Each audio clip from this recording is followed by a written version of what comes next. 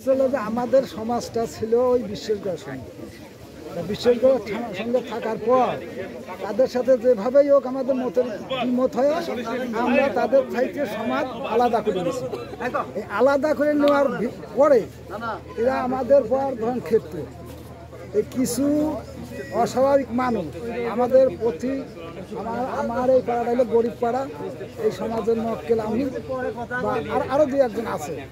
তা এই ইনারা যে আমাদের এইভাবে এই হিংসার কারণে আমাদের এইভাবে হয়রানি করতেছে। এই যে সুমনের বাজারের পর যারাই মারছে এইটা নিয়ে কেস কালাম হয়েছে। এই কেস কালাম হওয়ার পরে কেস কালাম করেছে আমলি সরকার থাকতে।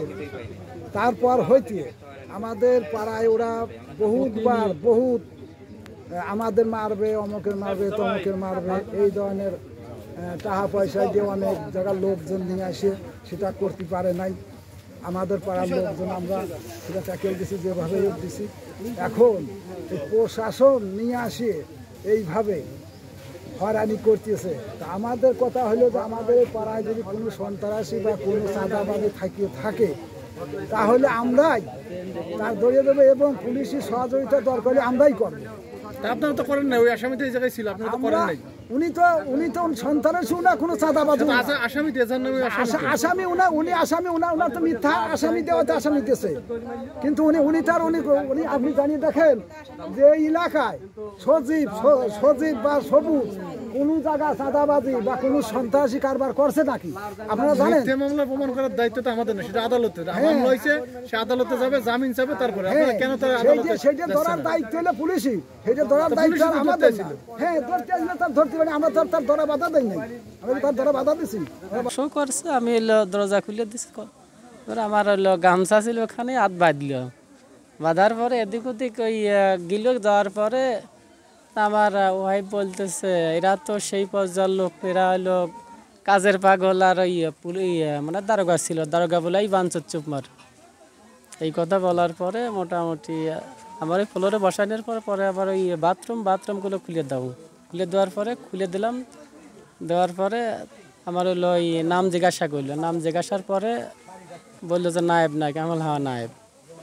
তারপরে গামছা খুলে দিয়ে চলে গেলাম। আমি ওসি সাহেবের কাছে বলতেছি যাতে আমরা বাংলাদেশে স্বাধীনভাবে চলতে পারে, আমাদের কাছে এইটাই আমাদের চাওয়া। এটাই কি ছাত্র জনতাই করছে নাকি যা স্বাধীন করছে যে এই আমাদের এই হয়রানি করবে পুলিশ?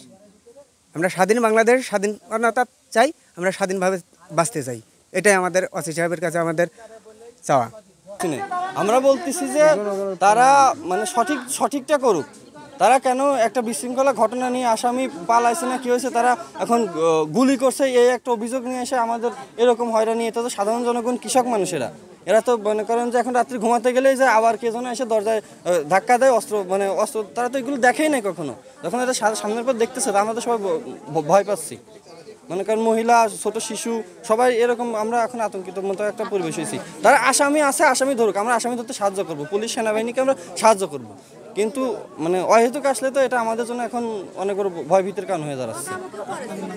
এখন আমরা চাচ্ছি যে এটা মনে করেন মানে সুষ্ঠু, আপনারা আসছেন সুষ্ঠুভাবে সবকিছু জানিয়ে এটা আপনারা জানান যে আসলে এই গ্রামে কি হচ্ছে।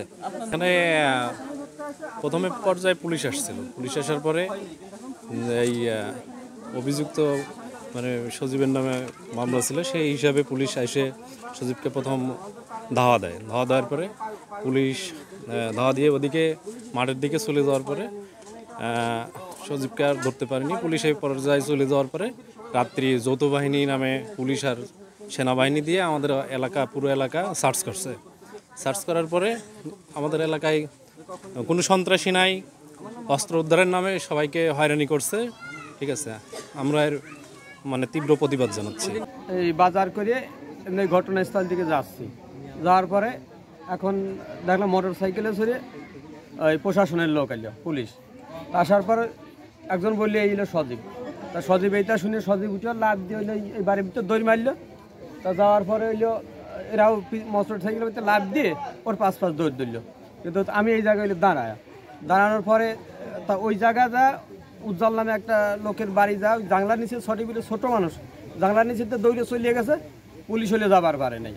ওই জায়গাতে হইলো দরবার পানে চলে এলো, ওই মুহূর্তে পরের দিন হলেও একটা নিউজ চ্যানেলে আমরা মোবাইলের খবরে দেখলাম যে সজীব হইলে পুলিশের গুলি করেছে, কিন্তু আসলেই তো আমরা কোনো গুলির শব্দ শুনতে পাইনি।